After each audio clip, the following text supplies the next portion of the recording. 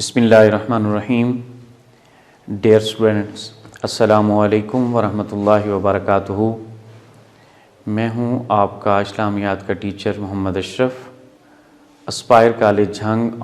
Online classes में आपको एक मरतबा फिर खुश आमदीद।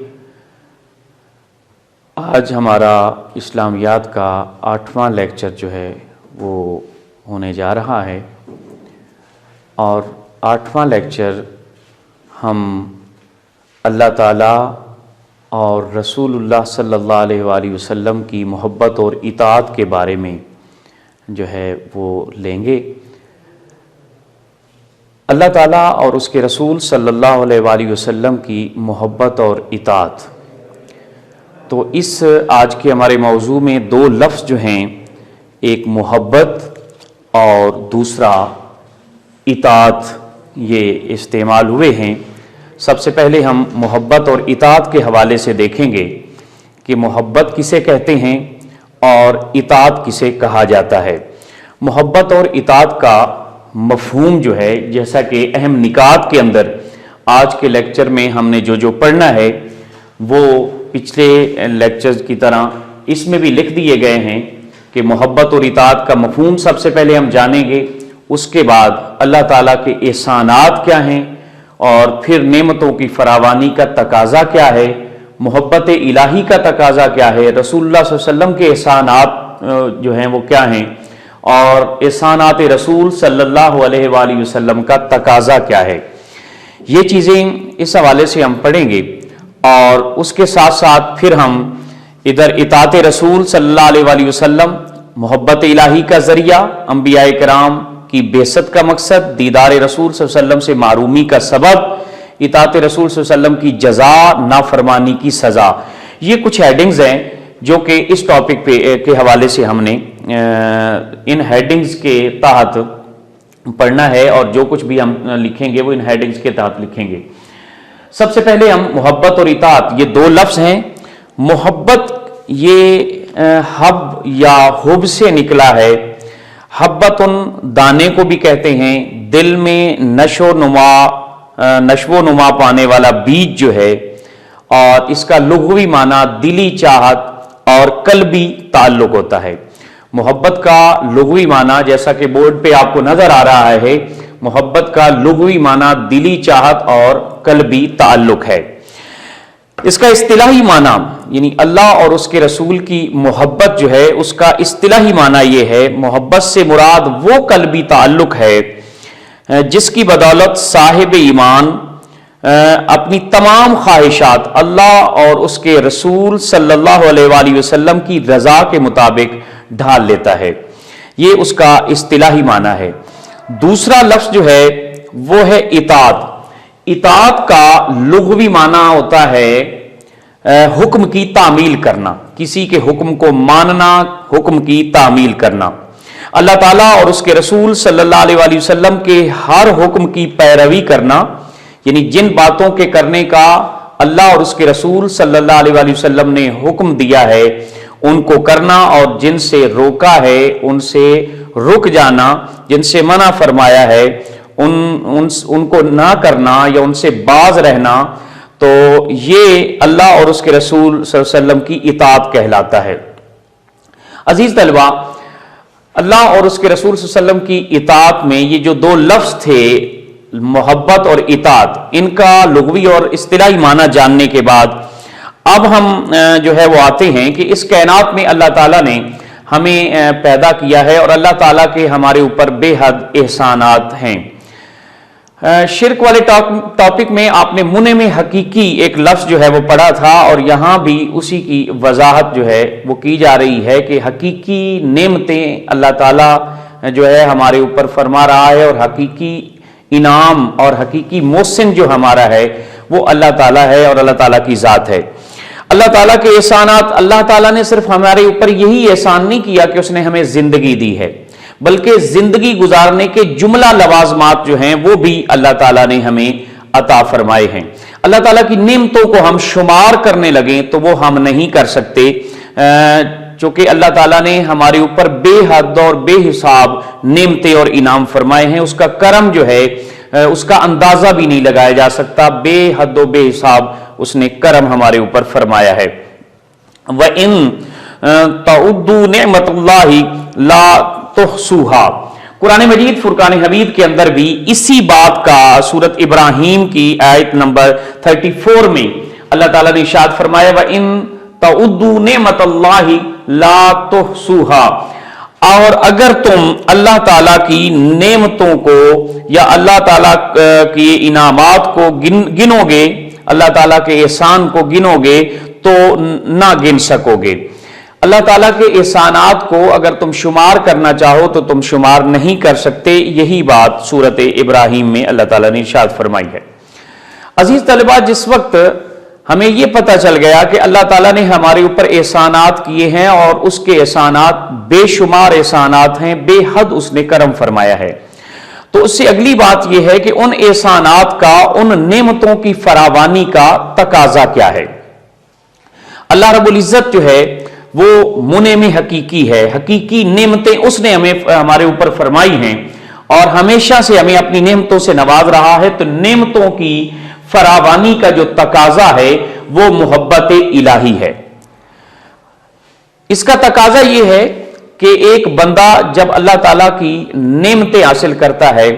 تو اب ان نعمتوں کا تقاضا یہ ہے کہ وہ پوری کائنات سے بڑھ کے اللہ تعالیٰ سے پیار کرے. انسان چونکہ انس سے نکلا ہے اور یا پھر یہ نسیان سے نکلا ہے، تو انس اور نسیان، انس کا مطلب ہوتا ہے محبت کرنے والا اور نسیان کا مطلب ہوتا ہے بھولنے والا. اور ان دونوں کو، حالانکہ دیکھنے میں یہ دونوں ایک دوسرے کی ضد ہیں، اگر ان دونوں کو ملایا جائے تو اس کا معنی یہ بنتا ہے کہ انسان اسے کہتے ہیں جو کہ اپنے پیدا کرنے والے سے، اپنے خالق سے، تمام دنیا سے بڑھ کر محبت کرتا ہے اور اس محبت میں پوری کائنات کو بھول جاتا ہے. یہ انسان کے لفظ انسان پہ اگر غور کیا جائے تو اس کا بھی یہ معنی ہے. عزیز طالبات، جب اللہ تعالیٰ نے اتنی نعمتیں عطا فرمائی ہیں تو اس کا تقاضا یہ ہے کہ ہم پوری کائنات سے بڑھ کے اللہ تعالیٰ کی ذات سے محبت کریں. اہل ایمان کی اسی محبت کا ذکر اللہ رب العزت نے قرآن مجید میں ارشاد فرمایا ہے. سورۃ البقرہ کی آیت ہے والذین آمنوا اشد حبا للہ. اور ایمان والے ہیں وہ ہیں جو اللہ تعالیٰ کی محبت دل میں سب سے قوی رکھتے ہیں، یا اور جو ایمان والے ہیں وہ تو اللہ کی محبت سب سے قوی رکھتے ہیں، یعنی ساری کائنات سے بڑھ کے وہ اللہ تعالیٰ سے محبت کرتے ہیں. عزیز طالبہ، ہم نے جب اللہ تعالیٰ سے محبت کرنی ہے تو لازمی بات ہے جس طرح کے احسانات کا تقاضا تھا وہ محبت الہی ہے، تو پھر محبت الہی کا تقاضا کیا ہے کہ جس وقت ہم اللہ تعالیٰ سے محبت کریں گے تو وہ اس محبت کا جو ہے وہ تقاضا کیا ہوگا. اللہ تعالیٰ کی محبت کا تقاضا یہ ہے کہ ہم نبی اکرم صلی اللہ علیہ وسلم کے بتائے ہوئے راستے پہ چلیں، آپ کی اتباع کریں، آپ کی پیروی کریں،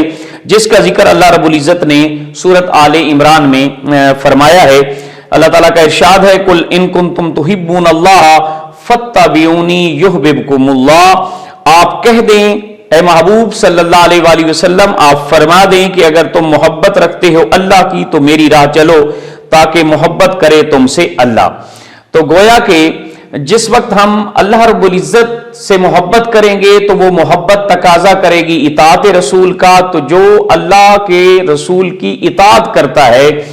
اللہ تعالیٰ کی محبت اسے حاصل ہوتی ہے، یعنی وہ اللہ تعالیٰ کا محبوب بن جاتا ہے، محب سے محبوب کا درجہ اسے حاصل ہو جاتا ہے. عزیز طلباء، جس وقت ہم نے محبت الہی کا تقاضا دیکھا، اس کے بعد چونکہ اوپر ہم نے دیکھا ہے اللہ تعالیٰ اور رسول اللہ صلی اللہ علیہ وسلم کی محبت اور اطاعت، تو ہم نے اللہ تعالیٰ اور اس کے رسول صلی اللہ علیہ وآلہ وسلم کی محبت اور اطاعت کے حوالے سے ہی اس جو ہے وہ سبق کے اندر اور اس لیسن کے اندر جو ہے وہ جاننا ہے. اب ہم اللہ تعالیٰ کے محبوب صلی اللہ علیہ وآلہ وسلم کے جو احسانات ہیں ان کی طرف دیکھتے ہیں، چونکہ اللہ تعالیٰ نے اپنے محبوب صلی اللہ علیہ وآلہ وسلم کو تمام کائنات کے لیے رحمت للعالمین بنا کر بھیجا ہے. وما ارسلناک الا رحمت للعالمین. نبی کریم صلی اللہ علیہ وسلم کے اپنی امت پہ جو احسانات ہیں اگر ان کو ہم دیکھیں تو وہ سب سے پہلے بڑا جو احسان ہے، جو بڑی نعمت ہے اللہ تعالیٰ نے محبوب علیہ السلام کے توسل سے ہمارے اوپر کی ہے، وہ ہے دین کا میسر آنا۔ دین کی دولت جو ہے وہ ہمیں ملی ہے تو وہ نبی کریم صلی اللہ علیہ وسلم کے توسل سے ہی ملی ہے۔ اس کے بعد دوسرا، نبی کریم صلی اللہ علیہ وسلم نے امت کی خاطر جو ہے وہ تکالیف برداشت کی ہیں، اور آپ صلی اللہ علیہ وسلم کا ارشاد ہے کہ اتنی تکالیف کسی بھی نبی نے برداشت نہیں کی جتنی جو ہے وہ میں نے تکلیف برداشت کی ہیں، اور سب تکالیف آپ صلی اللہ علیہ وسلم نے اس غرض سے برداشت کی ہیں کہ امت آخرت کی تکلیف سے بچ جائے اور محفوظ رہے۔ تو یہ امت کی خیر خواہی، یہ بھی نبی کریم صلی اللہ علیہ وسلم کا امت پر احسان ہے۔ اب یہ جو احسانات ہیں نبی کریم صلی اللہ علیہ وسلم کے، ویسے تو احسانات کی لسٹ بڑی طویل ہے، لیکن یہ دو احسانات جو ہیں وہ اہم ہیں کہ دین بھی میسر آیا رسول اللہ صلی اللہ علیہ وسلم کی خاطر، اور نبی کریم صلی اللہ علیہ وسلم نے ہمیشہ امت کی خیر خواہی جو ہے وہ فرمائی ہے۔ اس احسان کا، نبی کریم صلی اللہ علیہ وسلم کے احسان کا تقاضا کیا ہے؟ جو اللہ تعالیٰ نے اپنے محبوب صلی اللہ علیہ وسلم کو ہمیں عطا فرمائے، اور ہمیں جو ہے وہ نبی کریم صلی اللہ علیہ وسلم کے توسل سے جو اتنی نعمتیں میسر آئی ہیں، اور وہ احسانات جو ہیں جو نبی کریم صلی اللہ علیہ وسلم کے امت پر ہیں، ان کا تقاضا کیا ہے؟ تو ان کا تقاضا یہ ہے کہ ہم اللہ تعالیٰ کی ذات کے بعد کائنات میں سب سے زیادہ اللہ تعالیٰ کے محبوب صلی اللہ علیہ وسلم سے محبت کریں، رسول اللہ صلی اللہ علیہ وسلم سے جو ہے وہ محبت کریں۔ اگر نبی کریم صلی اللہ علیہ وسلم سے محبت نہیں کی جائے گی تو ایمان بھی مکمل نہیں ہوگا، جیسا کہ رسول اللہ صلی اللہ علیہ وسلم کا ارشاد ہے، لا یؤمن احدکم حتی اکون احب الیہ من والدہ وولدہ والناس اجمعین، تم میں سے کوئی شخص اس وقت تک مومن نہیں ہو سکتا جب تک اسے اپنے والدین، اپنی اولاد اور دنیا کے تمام لوگوں سے زیادہ میں محبوب نہ ہو جاؤں۔ یعنی کائنات میں سب سے زیادہ جب تک اللہ کے رسول صلی اللہ علیہ وسلم سے محبت نہیں کی جائے گی، اتنے تک انسان کا ایمان جو ہے وہ مکمل نہیں ہوگا۔ پھر جس وقت ہم نے احسانات کا تقاضا محبت رسول ہے، تو محبت رسول کا جو ہے وہ تقاضا کیا ہے کہ جس وقت ہم اللہ تعالیٰ کے رسول صلی اللہ علیہ وسلم سے محبت کا دعویٰ کریں گے، اب وہ محبت ہم سے کیا متقاضی ہوگی، کس بات کا تقاضا کرے گی؟ تو جب ہم اس کو دیکھتے ہیں تو سب سے پہلے اس میں اطاعت آتی ہے کہ رسول اللہ صلی اللہ علیہ وسلم کی اطاعت کی جائے، چونکہ اطاعت جو ہے نبی کریم صلی اللہ علیہ وسلم کی اطاعت وہ محبت الہی کا ذریعہ ہے، جو کہ ہم نے پہلے بھی اس بات کو جو ہے وہ پڑھا ہے، قل ان کنتم تحبون اللہ فاتبعونی یحببکم اللہ، یعنی اللہ تعالیٰ خود ارشاد فرما رہے ہیں کہ اگر تم اللہ سے محبت رکھتے ہو تو رسول اللہ صلی اللہ علیہ وسلم کو فرمایا گیا کہ آپ فرما دیں کہ اگر تم اللہ سے محبت رکھتے ہو تو میری اطاعت کرو، اور اس اطاعت میں تمہیں ملے گا کیا کہ اللہ تم سے محبت کرے گا۔ تو اللہ تعالیٰ کی محبت کا جو حاصل کرنا ہے یہ اطاعت رسول سے ہی ممکن ہے۔ اس کے بعد ایک ہیڈنگ جو ہے آپ کو نظر آ رہی ہے انبیاء کرام کی بعثت کا مقصد، کہ جو انبیاء کرام کو اللہ تعالیٰ نے اس کائنات میں بھیجا ہے تو ان کو بھیجنے کا جو مقصد ہے وہ قرآن مجید میں جو بیان کیا گیا ہے وہ کچھ اس طرح ہے۔ سورۃ النساء کی آیت ہے، وَمَا أَرْسَلْنَا مِن رَّسُولٍ إِلَّا لِيُطَاعَ بِإِذْنِ اللَّهِ، اور ہم نے کوئی رسول نہیں بھیجا مگر اس واسطے کہ اس کا حکم مانا جائے اللہ کے فرمانے سے۔ اللہ رب العزت نے انبیاء کرام کی بعثت کا مقصد ان کی اطاعت جو ہے، إِلَّا لِيُطَاعَ بِإِذْنِ اللَّهِ، اللہ کے حکم سے ان کی اطاعت کی جائے، یعنی انبیاء کی اطاعت ان کو بھیجنے کا اور ان کی بعثت کا مقصد بیان کیا گیا ہے۔ اس کے بعد عزیز طلبہ، جو شخص نبی کریم صلی اللہ علیہ وسلم کی اطاعت نہیں کرے گا، جو اطاعت نہیں کرے گا تو اس کو کس بات سے وہ محروم رہے گا؟ آپ کو سامنے ہیڈنگ نظر آ رہی ہے، دیدار رسول صلی اللہ علیہ وسلم سے محرومی کا سبب۔ دیدار رسول صلی اللہ علیہ وسلم سے محرومی کا سبب کیا ہے؟ حدیث پاک میں آتا ہے کہ حوض کوثر پر ایسے لوگوں کو حضور صلی اللہ علیہ وسلم کے دیدار سے محروم کر دیا جائے گا جنہوں نے مسلمان ہوتے ہوئے آپ صلی اللہ علیہ وسلم کی پیروی کرنے کے بجائے دین میں نئی نئی باتیں نکال لی تھیں۔ ایک تو نبی کریم صلی اللہ علیہ وسلم کی راہ کو چھوڑ کر وہ مختلف بدعات میں اور نئی باتوں میں جو ہے وہ گم ہو گئے اور ان کے پیچھے چل پڑے، اللہ کے رسول کی راہ کو چھوڑ دیا، تو ایسے لوگ جو ہیں وہ نبی کریم صلی اللہ علیہ وسلم کے دیدار سے محروم رہیں گے، اور نبی کریم صلی اللہ علیہ وسلم کی اطاعت نہ کرنا یہ محرومی کا، دیدار سے محرومی کا سبب ہے۔ جو شخص نبی کریم صلی اللہ علیہ وسلم کی اطاعت کرے گا اس کو کیا جزا ملے گی، اور جو نافرمانی کرے گا اس کو سزا کیا ملے گی، اب اس حوالے سے آپ کے سامنے ہیڈنگ ہے اطاعت رسول صلی اللہ علیہ وسلم کی جزا اور نافرمانی کی سزا۔ عزیز طلبہ، نبی کریم صلی اللہ علیہ وسلم کا ارشاد ہے کل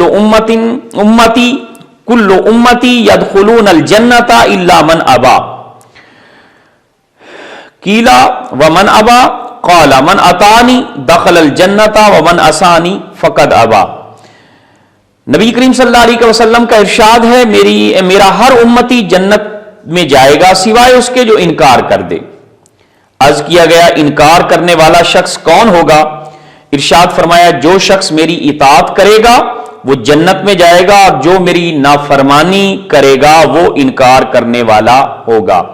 تو یہاں ابا کا لفظ ہے، یہ شارٹ کویسچن میں بھی آ سکتا ہے کہ انکار کرنے والا جو ہے وہ کون ہے، حدیث پاک کی روشنی میں جو ہے اس کا جواب تحریر کریں، یا یہ بھی جو ہے وہ سوال شارٹ کویسچن میں آ سکتا ہے کہ انکار کرنے والے کے بارے میں حدیث پاک میں جو ہے وہ کیا ذکر کیا گیا ہے، تو یہ ایک شارٹ کویسچن بھی بن سکتا ہے۔ تو عزیز طالبات، جس وقت ہم نے